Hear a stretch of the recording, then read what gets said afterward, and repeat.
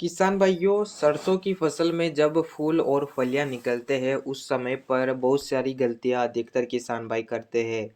जिससे कई बार तो ऐसा होता है कि जो फूल है वो झड़ने की समस्या भी आ जाती है या फूलों पर उतनी अधिक संख्या पर फलियां नहीं लगती है। फलियों में दाने छोटे रह जाते हैं या तेल की मात्रा कम रह जाती है, जिससे कुछ हद तक सरसों की पैदावार कम होती है और दाना भी छोटा रहता है।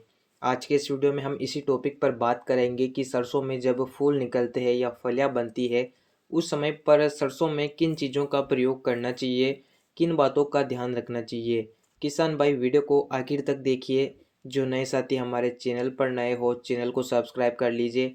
किसान भाइयों, अगर आपने अभी तक हमारे इंस्टाग्राम अकाउंट को फॉलो नहीं किया है तो डिस्क्रिप्शन या कमेंट बॉक्स में आपको लिंक मिलेगी, इंस्टाग्राम पर फॉलो कीजिए ताकि आप हमारे से रोज़ाना बातचीत कर सके।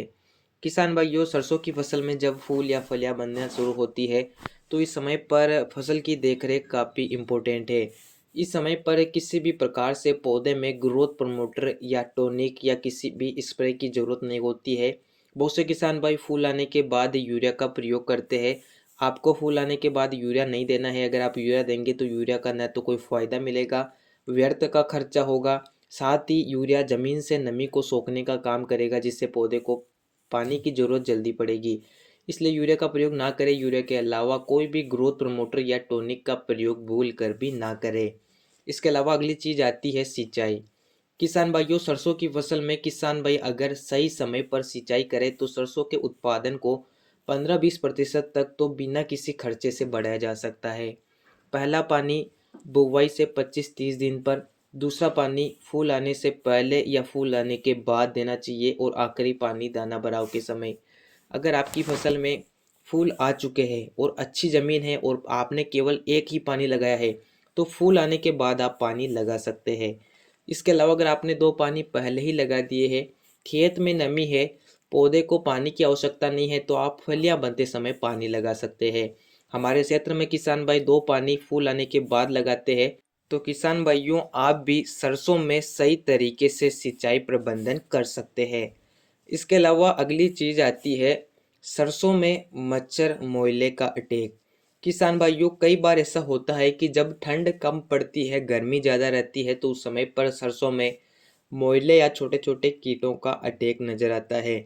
यह अटैक फसल की फ्लोरिंग अवस्था से शुरू होता है। फलियां बनते समय इसका अटैक काफ़ी ज़्यादा हो जाता है। इस समय पर फसल की देखरेख काफ़ी इम्पोर्टेंट है। वैसे तो सरसों में स्प्रे करना काफ़ी मुश्किल होता है। हमारे क्षेत्र में तो किसान भाई किसी भी साल सरसों में कोई भी स्प्रे नहीं करते हैं। किसान भाइयों, सरसों में अगर मच्छर मोइले का अटैक हो जाए तो यह पूरी फसल को खराब कर देता है। हालांकि इस साल अच्छी ठंड पड़ रही है तो मोइले का अटैक सरसों में नहीं होगा। आपके क्षेत्र में मोइले का अटैक होता है तो आप तुरंत उसकी देखरेख करें और अच्छे से कीटनाशक का प्रयोग करें। अगर आप स्प्रे कर सकते हैं तो आप स्प्रे कर सकते हैं। हालांकि स्प्रे करने में काफ़ी कठिनाई आती है।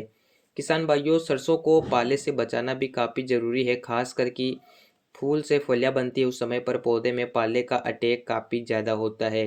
पाले से बचाने के लिए सुबह के समय आप खेत के चारों तरफ आग लगाकर धुआं कर सकते हैं, जिससे पौधे को थोड़ी गर्मी मिलती है। अगर आपने पानी नहीं लगाया है तो अत्यधिक ठंड पड़ते समय हल्की सिंचाई सरसों में कर सकते हैं, जिससे भी पौधे को गर्मी मिलती है। पानी के साथ अगर आप सल्फर भी चला सकते हैं, स्प्रे कर सकते हैं, जो पौधे को फंगस से बचाता है, पाले से सुरक्षित रखता है। सरसों में फूल से फलियां बनते समय इन बातों का किसान भाइयों को ध्यान रखना चाहिए, जिससे कुछ हद तक पौधे में फूल और फलियां अच्छे से आते हैं और उनमें दानों का भराव बढ़िया तरीके से होता है, तेल की मात्रा बढ़ती है, जिससे सरसों का उत्पादन अच्छा होता है। किसान भाइयों, अगर आप भी सरसों की खेती कर रहे हैं तो ये काम कर सकते हैं।